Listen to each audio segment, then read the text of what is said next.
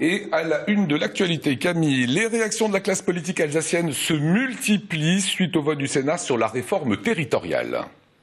Et oui, Lionel, les parlementaires alsaciens ont gagné une victoire, mais pas la guerre. Alors que le Sénat rejetait hier l'amendement pour une grande région, Alsace-Lorraine-Champagne-Ardenne, les élus régionaux se sont félicités de cette décision qui propose une carte de 15 régions où l'Alsace resterait seule. Le Sénat, qui est passé à droite lors de son renouvellement fin septembre, va donc à l'encontre de la volonté du gouvernement de voir la région Alsace-Lorraine rattachée à ses voisines. Une décision que ne peut qu'approuver le président du Conseil général et nouveau sénateur du Bas-Rhin, Guy-Dominique Kennel. On l'écoute au micro de Marion Muff. Nous avons bataillé pendant quelques jours avec l'ensemble de nos collègues, argument contre argument, et finalement le vote a été très largement favorable à notre expérimentation, et je dois dire que j'en suis personnellement très heureux parce que on nous donnait pas beaucoup de chance. Nous avons toujours dit, et nous sommes tous intervenus pour dire la même chose, que c'est une grande région qui pour nous n'a pas de sens, c'est quelque chose qui est totalement inopérant, quelque chose d'ingérable. Que, en même temps, comment voulez-vous gérer les transports scolaires de Bar-le-Duc pour Strasbourg ou pour Drakenbronn ou pour quelqu'un d'autre? C'est pas possible. Et il faut de la proximité, il faut de la présence directe sur le territoire. Voilà Guy-Dominique Kennel, président du Conseil général du Bas-Rhin. La grogne des surveillants pénitentiaires ne faiblit pas en Alsace.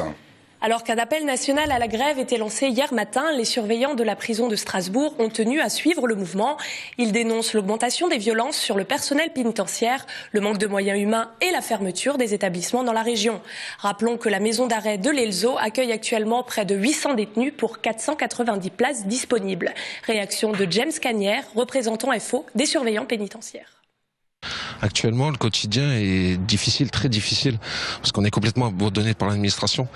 Ils mettent en place des missions, plus en plus de missions pour que les agents, aux agents, sauf que effectivement, comme je vous le disais tout à l'heure, ils mettent pas les moyens. On peut pas pousser les murs, donc les détenus se marchent dessus.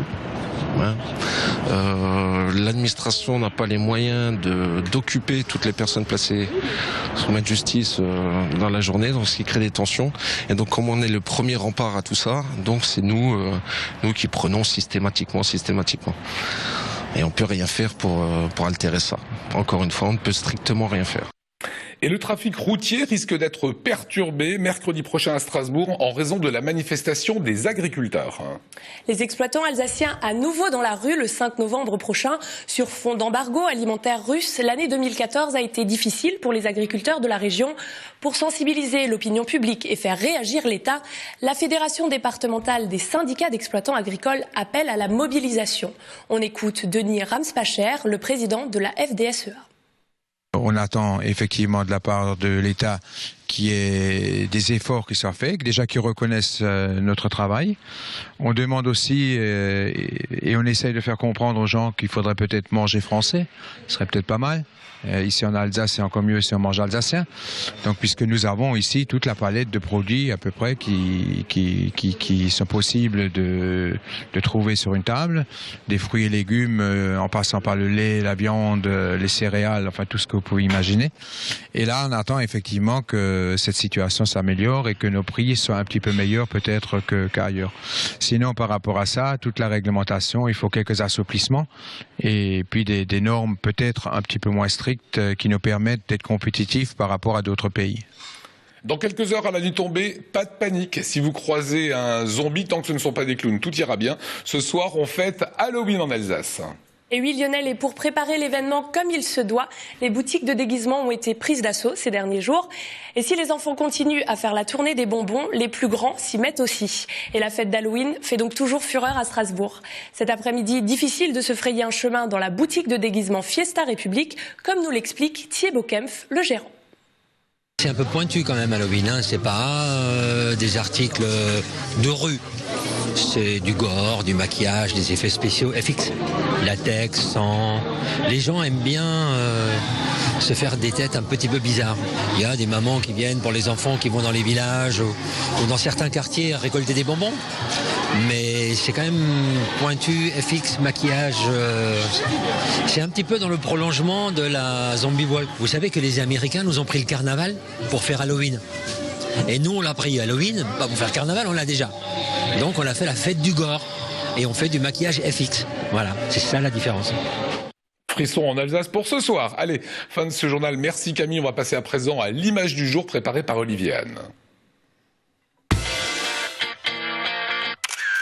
La coiffe, le drapeau rouge et blanc, le bretzel, les symboles alsaciens sont de retour. Alors je me suis dit, c'est le moment.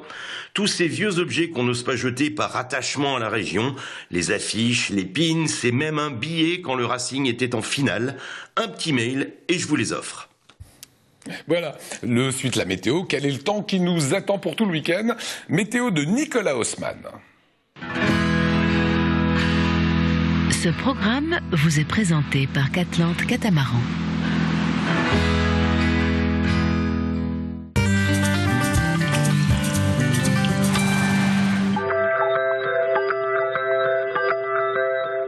Salut à toutes et à tous, bienvenue sur Alsace 20, la chaîne Alsace. Tout comme le week-end dernier, ce week-end-ci s'annonce particulièrement rayonnant pour la Toussaint. Alors il est vrai que cette journée de samedi, nous la commencerons sous le brouillard, du côté alsacien notamment. En revanche, si vous traversez le Rhin, vous devriez pouvoir bénéficier de plus belles éclaircies, mais également du côté suisse. À Bâle, les températures encore très douces au lever du jour, elles se radoucissent, 11 degrés en moyenne du côté alsacien, 11 degrés également pour Fribourg. En revanche, dans le nord du Bade-Württemberg, il faudra compter à 12 degrés à Baden-Baden et Karlsruhe, et puis 8 degrés la valeur minimale cette fois pour le canton de Bâle. L'après-midi, eh bien regardez, les nuages s'estompent pour faire place à de belles éclaircies, en tout cas en Alsace. Partout ailleurs, il fera très beau. Les températures devraient atteindre, elles, les 20 degrés. Ce sera la valeur maximale en Alsace et dans le nord du Bade-Württemberg. 19 degrés sont attendus à Fribourg. 18 degrés sont attendus à Bâle. Ce sera la valeur minimale. Alors le temps pour ce dimanche, particulièrement rayonnant encore une fois, avec des températures encore trop douces. Mais bon, ce sera quand même très agréable. 18 degrés en moyenne dans le Bas-Rhin, 17 dans le Rhin, 18 également dans le Bade-Württemberg, ainsi que dans le nord de la Suisse. Alors pour finir, eh bien, nous embrassons les Harold ce samedi 1er novembre. C'est également la Toussaint. Le soleil se lèvera à 7h14 pour se coucher à 17h09. Je vous retrouve demain pour la météo. Je vous souhaite un excellent moment sur Alsace 20.